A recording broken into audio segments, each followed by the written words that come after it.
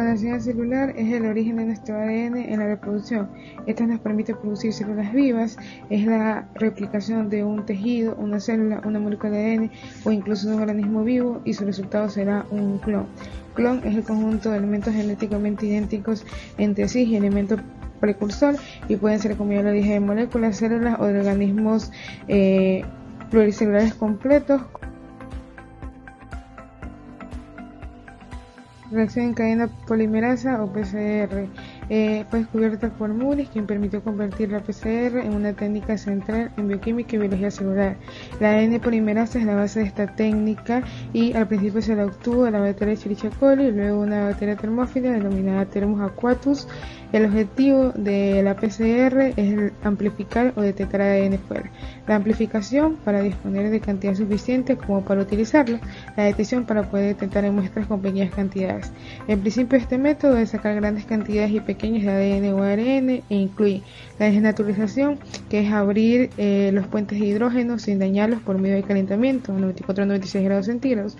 El templado, también denominado renaturalización, a los 68 grados centígrados, en donde son 2 horas de ADN para que se permita la extrusión, y por último una elongación, que aquí va a actuar la ADN polimerasa provocando una replicación o polimerización a los 72 grados centígrados. Ahora, hablando sobre la mezcla maestra de la PCR, aquí vamos a necesitar reactivos como lo son la muestra del paciente, el buffer de PCR, 4 DNTP, 2 premiums o cebadores que van a ser el forward y el reverse, un tubo de polietileno especial, ion de magnesio, cloruro de sodio y ADN polimerasa termoestable.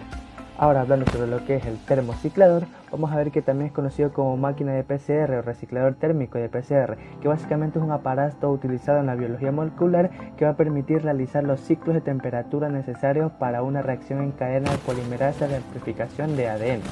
Vamos a ver que los pasos para esta PCR las vamos a resumir en este esquema, en donde vemos que empieza con una etapa previa que dura 9 minutos a 95 grados centígrados. Luego vamos a tener una desnaturalización que va a durar 60 segundos a 95 grados centígrados. Posterior a esto viene la etapa de templado que dura 50 segundos a 55 grados centígrados, y por último una etapa de elongación que dura 180 segundos a 72 grados centígrados. Y así repetimos este ciclo 3 veces hasta llegar a su etapa final, en donde va a durar 4 minutos a una temperatura de 72 grados centígrados. Y por último tenemos una etapa de mantención en donde los vamos a dejar a temperatura ambiente. Vamos a ver que el objetivo va a ser conseguir una enorme amplificación de números de moléculas que contengan la secuencia diana o de interés.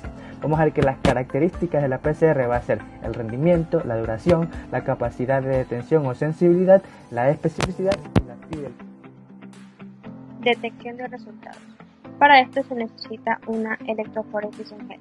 ¿Pero cómo se prepara este gel? Pues bueno, los pasos son: 1. Se coloca la bandeja en el caster gel. 2. Se calienta el buffer tie con agarrosa. Cuando está disuelta la agarrosa, se deja enfriar un poco y se coloca en la bandeja. 3. Se deja enfriar para polimerizar el gel. 4. Se coloca dentro de la cámara de electroforesis horizontal. 5. Se coloca el buffer de corrida, se carga el ADN, se tapa y se conecta a una fuente de poder entre 70 a 100 voltios por hora. ¿Pero qué es una electroforesis en gel? Es una técnica utilizada para separar fragmentos de ADN según su tamaño, permitiendo además su aislamiento cortando la zona de interés. Variantes de PCR. Entre las variantes tenemos Nestek o PCR anidada, RT, PCR con adaptadores, PCR inversa y PCR en tiempo real. Con respecto a Nestek PCR o PCR anidada, tenemos que aumenta la especificidad, consta de 2 grupos cebadores dirigidos contra la misma diana. En el caso de la primera, se desarrolla de manera usual. El segundo son cebadores situados mediante internamente o anidados con respecto al primer grupo.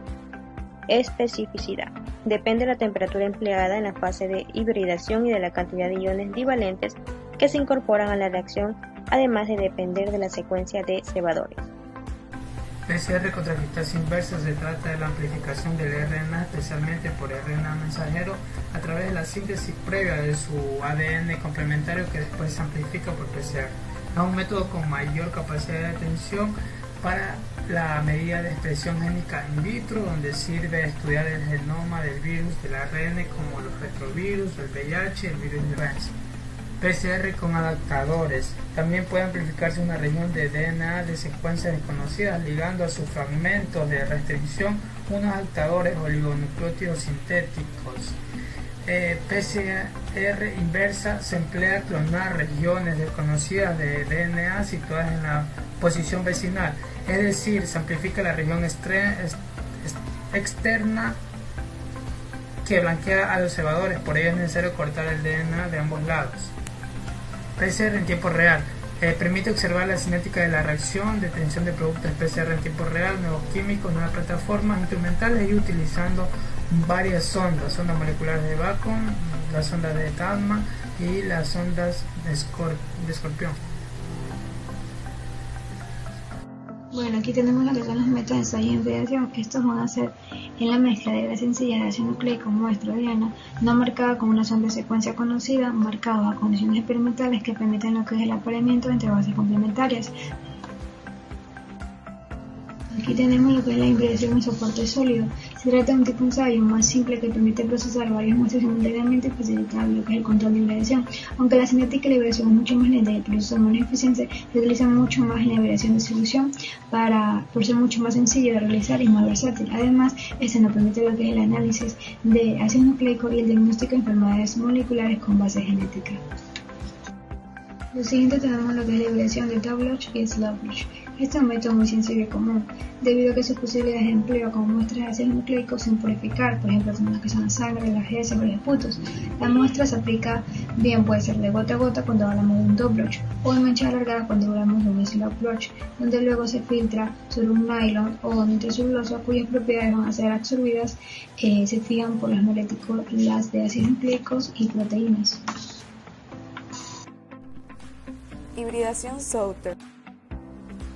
Esta es un método de biología molecular que permite detectar la presencia de una secuencia de ADN con una mezcla compleja de este ácido nucleico.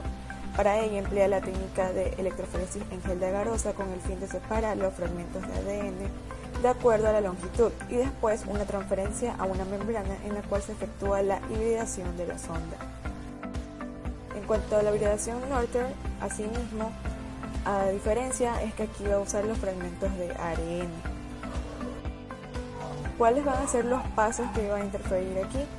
El procedimiento general comienza con la expresión de ARN total de una muestra de tejido homogeneizado y luego esta muestra de ARN se separa habitualmente en geles de agarosa que contienen forma de herido como agentes naturalizantes del ARN. Estos geles pueden teñirse con bromuro de tidio u otro agente intercalante y se visualizan generalmente bajo la luz ultravioleta. Finalmente se intervienen las sondas, que son compuestos de ácidos nucleicos con una secuencia complementaria a estas bases.